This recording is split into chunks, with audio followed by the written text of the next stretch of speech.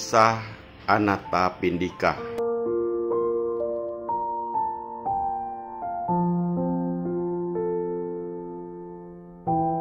Anathapindika adalah pendana wihara Jetawana yang didirikan dengan biaya 54 crores. Ia tidak hanya dermawan, tetapi juga benar-benar berbakti kepada Sang Buddha.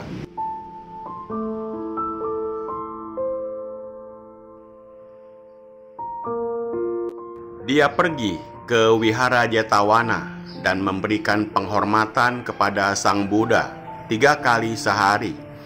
Pada pagi hari, dia membawa bubur nasi. Siang hari, dia membawa beberapa macam makanan yang pantas atau obat-obatan.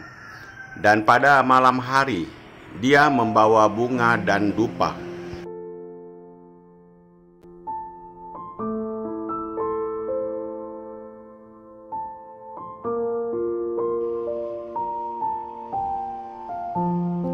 Setelah beberapa lama, Anathapindika menjadi miskin.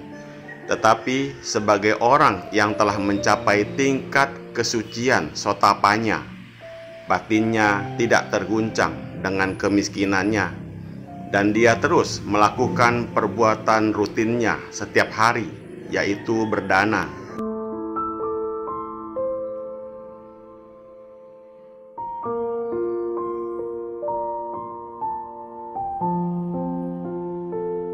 Suatu malam, satu makhluk halus penjaga pintu rumah Anathapindika menampakkan diri dalam wujud manusia menemui Anathapindika dan berkata, "Saya adalah penjaga pintu rumahmu.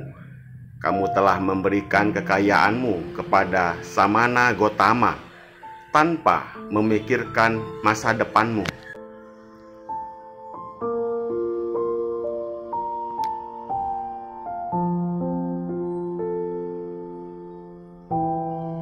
Hal itulah yang menyebabkan kamu miskin sekarang. Oleh karena itu, kamu seharusnya tidak memberikan dana lagi kepada Samana Gotama, dan kamu seharusnya memperhatikan urusanmu sendiri sehingga menjadi kaya kembali. Anathapindika menghalau penjaga pintu tersebut keluar dari rumahnya. Karena Anathapindika sudah mencapai tingkat kesucian sotapanya, makhluk halus penjaga pintu tersebut tidak dapat berbuat apa-apa lagi. Dia pun pergi meninggalkan rumah tersebut.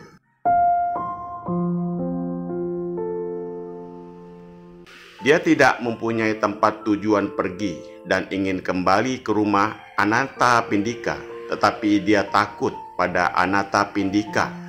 Jadi dia mendekati Raja Saka, raja para dewa.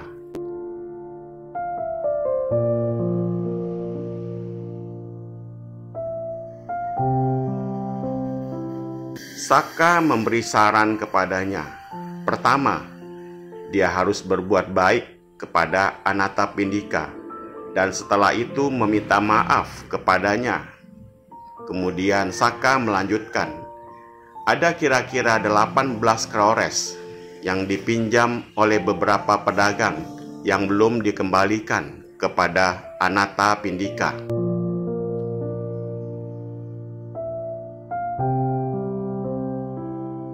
Delapan 18 crores lainnya disembunyikan oleh leluhur atau nenek moyang Anathapindika dan telah dihanyutkan ke dalam laut, dan 18 crores lainnya yang bukan milik siapa-siapa yang dikuburkan di tempat tertentu.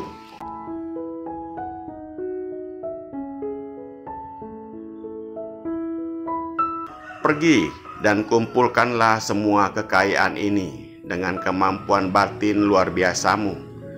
Penuhilah ruangan-ruangan Anathapindika. Setelah melakukan itu, kamu boleh meminta maaf kepadanya.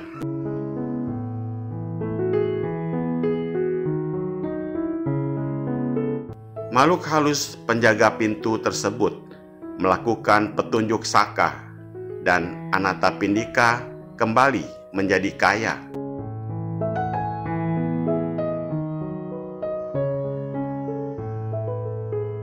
Ketika makhluk halus penjaga pintu memberitahu Anathapindika mengenai keterangan dan petunjuk yang diberikan oleh Saka perihal pengumpulan kekayaannya dari dalam bumi, dari dasar samudra, dan dari peminjam-peminjamnya,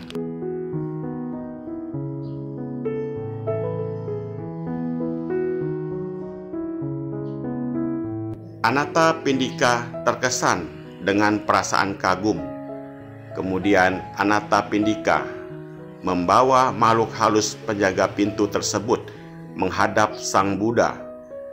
Kepada mereka berdua, Sang Buddha berkata, "Seseorang tidak akan menikmati keuntungan dari perbuatan baiknya atau menderita akibat dari perbuatan jahat untuk selamanya. Tetapi akan tibalah waktunya kapan perbuatan baik atau buruknya berbuah dan menjadi matang." Kemudian Sang Buddha membabarkan syair 119 dan 120 berikut.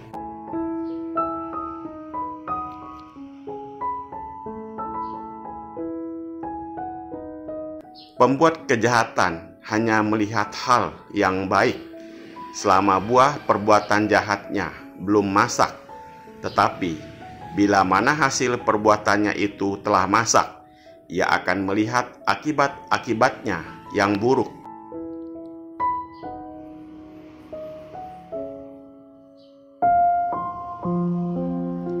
Pembuat kebajikan hanya melihat hal yang buruk selama buah perbuatan bajiknya belum masak, tetapi bila mana hasil perbuatannya itu telah masak, ia akan melihat akibat-akibatnya yang baik.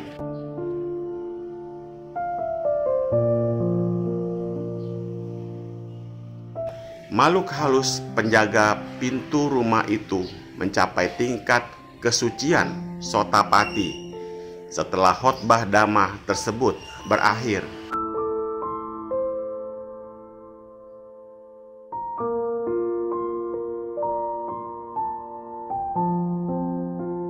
Semoga bermanfaat.